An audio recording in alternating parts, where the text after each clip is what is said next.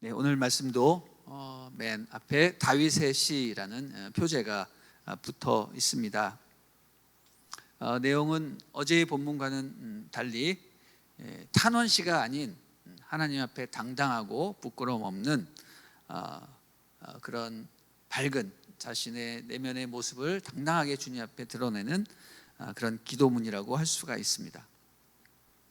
오늘 시를 읽어보면 어떤 느낌이 드냐면 마치 시인이 하나님의 심판대 앞에서 자기 스스로를 자신 있게 변호하는 그런 모습을 보게 됩니다. 마지막 날 우리는 반드시 하나님의 백보자 심판대 앞에 서게 될 텐데, 그때 우리는 모두 오늘 시인이 보여주는 것 같은 그런 당당하고 자신 있는 모습으로 주님 앞에 나아가야 할 것입니다. 백보자 심판이란 요한계시록에 나오는 그런 모습인데요, 하나님께서 모든 영혼들을 다 소환해서 천국과 지옥으로 이렇게 나눠서 보내는 그런 완전한 심판인데, 그때 하나님께서 흰 보좌에 좌정하셔서 심판하신다고 해서 우리는 흔히 백보자 심판이다 이렇게 말을 합니다.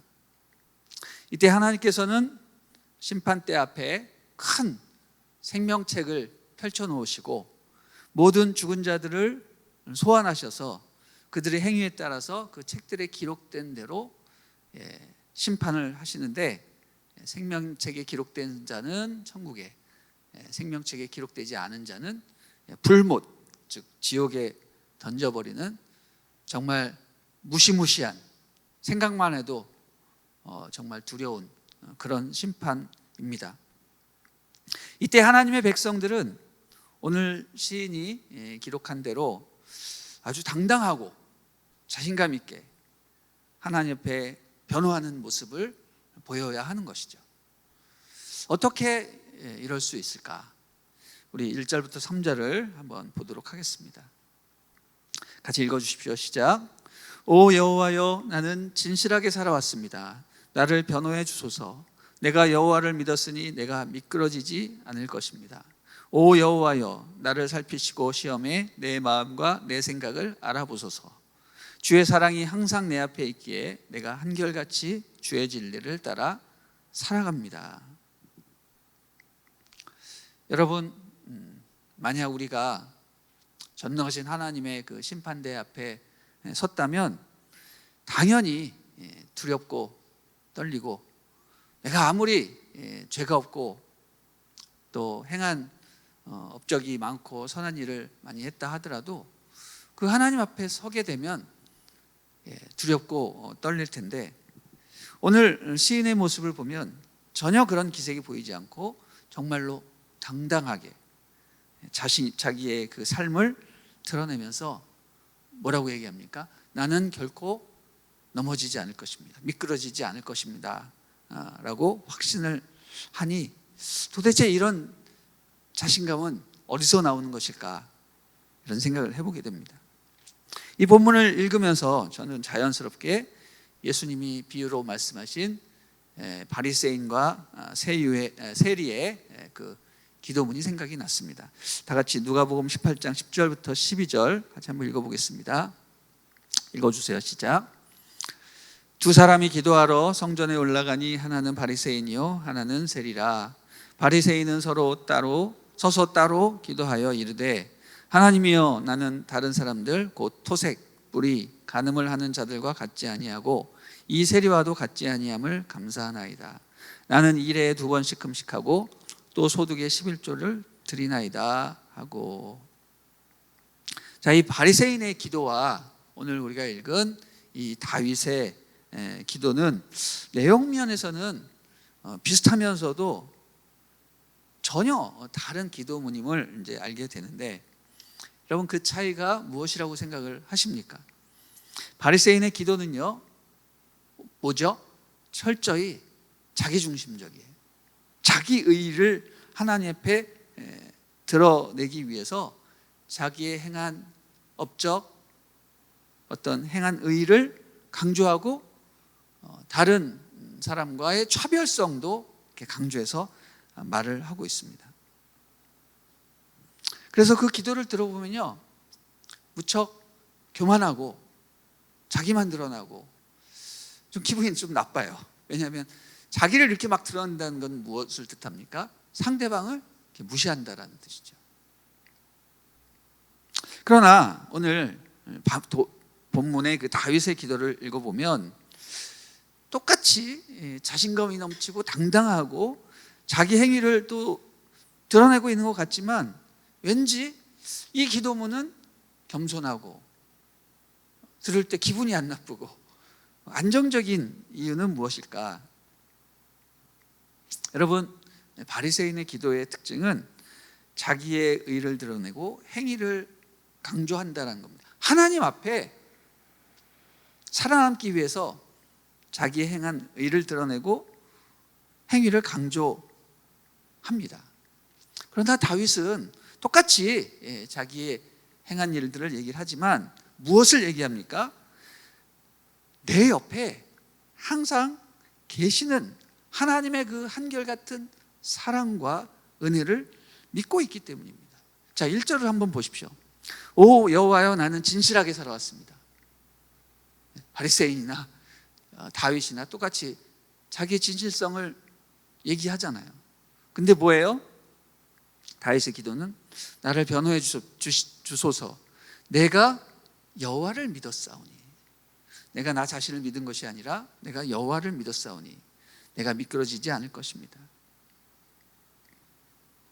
2절 말씀 보면 오 여호와여, 나를 살피시고 시험에 내 마음과 내 생각을 알아보소서.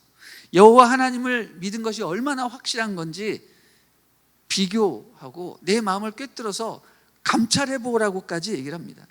하나님이여, 내 마음을 시험해 보시고 내 생각을 알아보라고까지 말하는 거죠. 그만큼 다윗은 하나님을 믿고 있는 그 믿음이 강력한 것입니다. 3절 말씀 보면 뭐라고 되어 있습니까? 주의 사랑이 항상 내 앞에 있고, 내가 한결같이 주의 진리를 따라 살아갑니다. 나의 의와 나의 지식을 따라가는 것이 아니라 주의 진리를 따라가고 주의 사랑 안에 나는 항상 거한다. 그럼 이것을 통해서 우리는 무엇을 발견하게 됩니까? 아, 다윗은 철저히 하나님 중심주의의 사람이구나. 반면에 바리새인은 자기 중심주의적인 사람입니다. 다윗은 하나님을 믿고 하나님을 사랑하고 하나님을 따라가는 수동적인 사람이지만 바리새인은 자기를 믿고 자기 의를 추구하는, 비록 적극적이고 능동적이고 긍정적인 사람이지만 거기에는 하나님이 없습니다. 이 차이죠. 그러니 다윗이 심판대 앞에서 당당히 자기를 변호할 수 있는 거죠. 왜? 심판주가 내 편이니까. 내가 심판하시는 분을 따르고 있기 때문에. 이런 마음가짐입니다. 우리 4절부터 5절까지 읽어보도록 하겠습니다. 시작. 나는 사기꾼들과 한자리에 앉지 않으며 위선자들과도 어울리지 않습니다. 나는 악을 행하는 사람들의 모임을 싫어하며 악인들과 자리를 함께하지 않습니다. 다윗도 자기의 구체적인 행위를 언급하고 있습니다. 바리새인들과 이 다윗의 이 행위는 뭐가 다를까? 특별히 달라 보이지 않습니다. 그러나 저는 이렇게 말씀드리고 싶습니다. 자랑과 자부심의 차이. 자랑과 자부심의 차이. 악인과 차별되어서 그들을 멸시하고 그들과 도무지 어울리지도 않고 그들을 완전히 따로 떼어내어서 자기를 돋보이겠다라고 하는 그런 자기 자랑과 특권 의식이 아니라, 의인은 악인을 대할 때 그들과 섞일 수 없는 자부심을 갖고 있는 거죠. 자랑이 아니라 자부심이라는 것입니다. 의인은 악인을 미워해서 그들을 따돌리고 차별대우하는 사람이 아니라 하나님의 백성이란 자부심으로 구별되고 그들과 섞일 수 없는 사람이어야 되는 겁니다. 섞일 수가 없어요, 그들과. 내가 일부러 거기에 참여하지 않겠다. 당연히 그런 마음이 있어요. 어떻게 악과 함께 하겠습니까? 그러나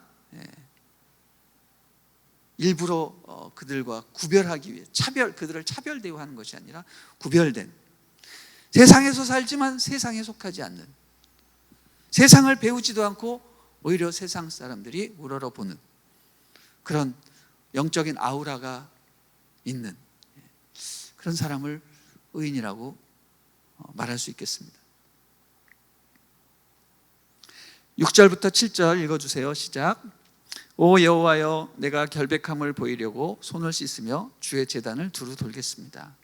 감사의 노래를 소리 높여 부르며 주가 하신 놀라운 일들을 모두 말하겠습니다. 자, 또 자신의 결백함에 대해서 말하고 있습니다. 시인은 하나님 앞에 나는 결백하다라고 하기 위해서 손을 내밀고 있습니다. 여러분, 손은 무엇입니까? 우리가 하는 모든 행한 일들의 그 중요한 도구잖아요. 손을 통해서 착한 일도 하고 나쁜 일도 하고 하지 않습니까? 하나님 앞에 손을 드러내 보이는데, 이 손은 하나님 보시기에 결백하고 깨끗한 손인데 어떤 손입니까? 주의 제단에서 씻겨진 깨끗한 손이라는 것이죠. 여러분, 손이 깨끗하다는 것은 악을 한 번도 행하지 않았다 이런 뜻이 아니라, 손이 깨끗하다, 이거는 주의 제단에서 깨끗하게 씻겨진 손이다라는 거죠. 씻겨진 손. 깨끗한 손은 씻겨진 손이어야 된다. 처음부터 깨끗한 손, 균이 없고 먼지 하나 묻지 않은 그런 손이 아니라, 그 손은 씻겨진 손, 다시 말해서 용서받은 사람이다라는 것이죠. 용서받은 사람. 여러분, 나는 용서받은 사람이다. 여러분, 이 말만큼 강력하고 확신 있고 또 우리에게 위안을 주는 말은 없는 것 같습니다. 나는 의인이다 라는 말보다 나는 용서받았다 라는 말이 더 강력한 것이죠. 나는 의인이다 라고 말할 때 이거는 굉장히 교만해 보일 수 있고 언제 또 넘어질지 모르는데, 나는 용서받은 사람이다, 저는 하나님의 의가 드러나고 하나님께 인정받은 사람이다라는 그런 의미가 있는 것이죠. 나는 용서받은 사람이다, 하나님으로부터 용서받은 사람이다라는 것은 이 세상의 어느 존재도 나를 정죄할 수 없다. 나는 하나님부터 용서받았다, 이 말은 자기 의를 자랑하는 것이 아니라 하나님의 의를 자랑하는 것입니다. 이게 바로 천국 백성의 특징이죠. 나는 의인이다라고 말하지 않고 나는 용서받은 죄인이다, 이렇게 말하는 것이죠. 그렇기에 그 자랑은 교만함으로 들리지 않습니다. 자랑하면 자랑할수록 하나님의 의가 드러나고 하나님께 영광이 되는 것이죠. 그런 것을 우리는 뭐라고 말합니까? 간증이라고 말합니다. 간증. 여러분, 간증은 뭐죠? 이게 잘 들어보면 자기 자랑이에요. 자기 이렇게 은혜 많이 받았다, 자기 이렇게 해서 이렇게 좋은 결과를 얻었다, 결국은 자기 자랑이잖아요. 근데 간증을, 자기 자랑을 이렇게 막 들으면 우리는 기분 나쁘고 막 영혼이 피폐해지는데, 간증을 들으면 어떻게 됩니까? 영혼이 살아나고 막 눈물이 나고 하나님께 감사와 영광을 올려드리잖아요. 왜? 간증은 자기 얘기를 하는 것이 아니라 하나님이 어떻게 행하셨다라는 것을 얘기하는 것이기 때문에 그런 것입니다. 내가 의인이 아니라 나는 용서받은 죄인이었다라는 것을 말하는 것이 간증이기 때문입니다. 그래서 그런 사람은 늘 하나님께 감사의 노래를 소리 높여 부르고 주가 하신 모든 일들을 세상 사람들에게 말하고 다니는 것입니다. 여러분, 간증은 자랑이 아닙니다. 그것은 하나님을 높여드리는 것입니다. 자기를 부인하는 것입니다. 내 삶을 통해서 하나님께서 어떻게 역사하셨는지 만방에 선포하는 찬양과도 같은 것이죠. 우리 8절 읽어보겠습니다. 시작. 오 여호와여, 주께서 사시는 집, 주의 영광이 계시는 것을 내가 사랑합니다. 여러분, 간증하고 찬양하는 사람의 특징, 여호와의 전을 사랑한다는 것이죠. 늘 예배가 있는 곳에 와서 함께 예배하고 찬양하고 노래하고 하는 것을 기뻐하는 것입니다. 특별히 시편의 저자는 주께서 사시는 집, 주의 영광이 계시는 곳을 내가 사랑합니다, 이렇게 말합니다. 이 말은 꼭 예배당에 나와서 예배당에 하루 종일 밥만 먹고 다 예배당에 항상 와서 무슨 예배당 문지기 같이 항상 있으라는 그런 뜻은 아니겠죠. 물론 너무 하나님이 좋고 사랑스럽고 하면 뭐 철야도 막 예배당에서 하고 항상 예배당에 와서 기도하고 뭐 그런 것도 있겠지만, 핵심은 뭡니까? 주님께서 사시는 집이 아니라 뭐예요? 여기 보시면 주의 영광이 계시는 곳을 내가 사랑합니다 라고 했습니다. 여러분, 왜 예배당이 좋습니까? 거기에는 하나님의 영광이 있기 때문에, 하나님의 임재가 늘 있기 때문에 예배당이 좋은 것이죠. 그러나 만약 그 주님의 영광과 임재가 예배당이 아닌 자기 집이나 자기의 거처나 다른 곳에 있다면 어떻게 됩니까? 그곳이 성전이 되는 것이죠. 이게 성전의 영성입니다. 하나님의 임재가 있는 곳을 사모합니다. 여러분, 이 말은 좀 더 깊이 적용을 하자면, 내가 예배당에 하루 종일 있겠다라고 하는 것이 아니라 주의 임재가 있는 곳을 사모하겠다. 다시 말해서 내가 있는 모든 곳을 주님의 임재가 있는 곳으로 만들겠다라는 그런 강력한 의지를 포함하는 것이라고 하겠습니다. 우리 9절부터 10절 읽어주시기 바랍니다. 시작. 죄인들과 함께 내 영혼을, 피 묻은 사람들과 함께 내 생명을 걷어가지 마소서. 그들의 손에 악한 계략이 있고 그 오른손에 뇌물이 가득합니다. 자, 다윗은 계속 시를 노래하면서 의인과 악인의 특징들을 이렇게 열거를 하게 됩니다. 의인과 악인의 상태를 비교 분석하고 말을 하고 있습니다. 뭐가 다른가? 먼저 9절에서 다윗은 하나님께 이렇게 부르짖습니다. 주님, 저를 죄인들과 함께 똑같이 취급하지 말아 주십시오. 그냥 객관적으로 보면 다윗도 죄를 많이 짓고 인간인지라 하나님 앞에 정말 부족한 것은 똑같습니다. 그러나 저를 그들과 똑같이 취급하여서 자기 생명을, 악인을 거둘 때 자기 생명도 거두지 말아달라고 부탁을 합니다. 왜? 자기 자신과 악인은 겉모습은 비슷할지 몰라도 본질적으로는 다르다라고 말하고 있기 때문입니다. 살면서 죄를 짓는 것은 똑같고 또 하나님 앞에 부족한 것 다 똑같지만 그래도 다른 것이 있다면 자기는 중심이 다르다라는 것이죠. 자, 뭐라고 얘기합니까? 악인은 하나님을 속이는 마음이 있고 자기는 정직하고 투명하다라는 거예요. 뭡니까? 손을 내밀 때 악인은 하나님 앞에 깨끗한 척 인정받기 위해서 한 손을 내미는데 그 한 손은 깨끗한 손 같아 보이지만 숨어있는, 숨겨진 다른 손에는 뇌물이 가득하다라고 했습니다. 물질, 뇌물, 이 가득한 것을 쏙 숨겨놓고 다른 한 손만 내미는 자와 같다라고 말합니다. 겉은 번지르르 하나님 앞에 충성하는 것 같지만 속은 악한 계략으로 가득 차 있고, 주님 앞에 아멘 충성한다고 말을 하지만 머릿속에는 온갖 잡생각들이 막 돌아가고 있는 거죠. 악인의 특징은 이렇다라는 것입니다. 그러나 반면에 자기는 뭐라고 얘기합니까? 11절에 보면 주님, 나는 진실하게 살 것이니 나를 구원하시고 나를 불쌍히 여겨주십시오. 의인의 특징은 진실하고 투명하고 정직하고 하나님을 속이지 않는 그 순수한 모습입니다. 이런 모습을 우리가 회복해야 할 것입니다.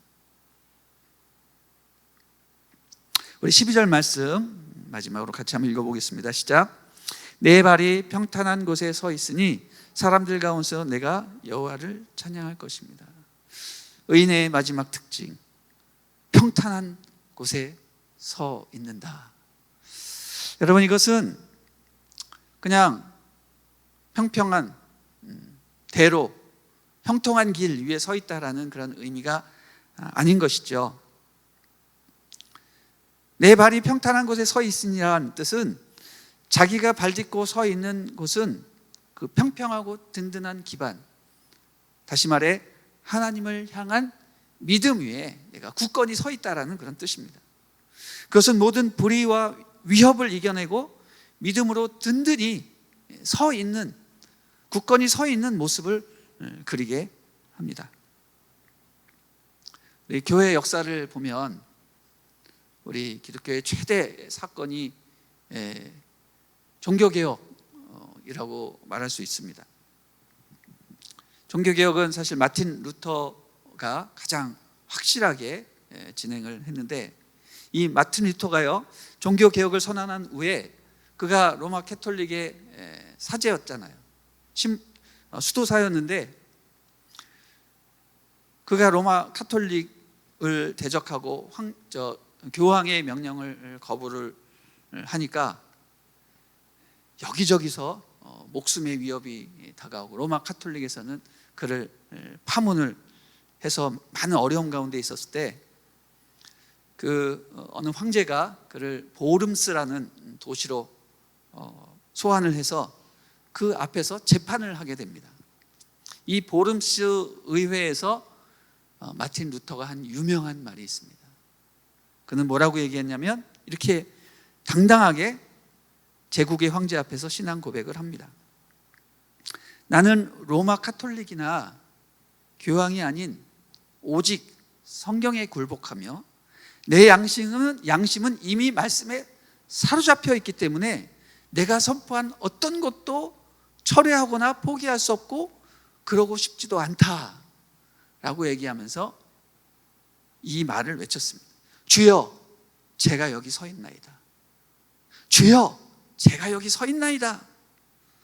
주여, 제가 여기 서 있나이다. 저를 도와주소서.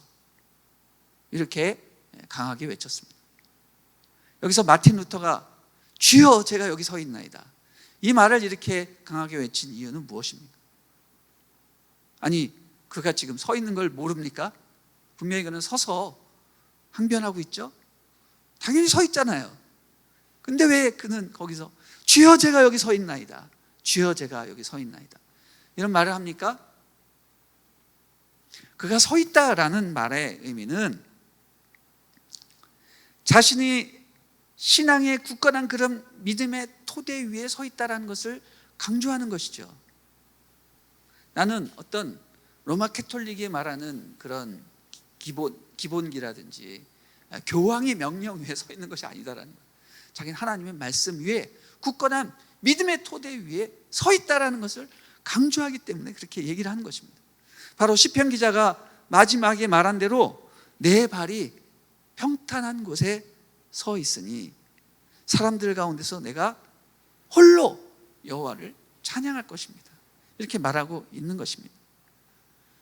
사람들의 평판이나 어떤 가치관, 그들의 인기, 세상 가치관 위에 서 있는 것이 아니라 나는 하나님의 굳건한 말씀과 예수 그리스도께서 행하신 그 믿음의 토대 위에 서 있습니다. 굉장히 중요한 거예요. 우리의 믿음의 기초는 무엇인가? 믿음의 토대는 무엇인가? 예수 그리스도의 의인가? 아니면 얄팍한 나의 열심인가? 우리는 이것을 다시 한번 생각해야 됩니다. 그렇습니다. 예수 그리스도를 믿는 믿음이 우리를 구원하고 하나님의 불같은 심판대 앞에서 정정당당하게 자신을 변호할 수 있는 것입니다. 내 행위와 삶 자체를 놓고 보면 정말 악인과 별 이렇게 달라 보이는 것이 없습니다. 하나님 앞에 자랑할 것도 없고 하나님의 그 엄정한 심판대 앞에서 우리는 한없이 불의해 보이고 연약해 보이지만 우리가 자신 있게 하나님 앞에 당당히 나설 수 있는 유일한 근거는 뭐예요? 예수 그리스도밖에 없어요. 예수 그리스도. 그분이 행하신 그 공로로 인해서 우리는 은혜를 받았을 뿐이고 우리는 용서를 받은 사람이라는 것입니다. 하나님 앞에 용서받은 죄인으로 살아가는 것, 이게 바로 하나님의 그 엄정한 심판대를 이길 수 있는 유일한 힘과 근거가 되는 것이죠. 주님, 저의 삶은 아무것도 아닙니다. 그러나 내 삶을 돌아보면 내 안에 이미 성령님께서 살아계시고 또 나를 구원하신 예수님이 나를 주장하여 주셔서 나는 이미 든든한 토대 위에 굳건히 서 있습니다. 주님, 마지막 심판 때 우리를 구원하여 주십시오. 그 심판을 이기는 그런 믿음을 갖게 하여 주시옵소서. 이렇게 기도하는 여러분이 되시길 주님의 이름으로 축원합니다. 바리새인처럼 자기 행위를 자랑하고 자기 의를 믿는 사람이 아닌 다윗처럼 하나님을 믿고 주의 사랑 안에 거하며 진리를 따라 임박할 심판을 이겨내는 우리 모두가 되시기를 주님의 이름으로 축원합니다. 오늘 하루도 하나님의 은혜 가운데 승리하는 여러분 되시기를 바랍니다. 아멘.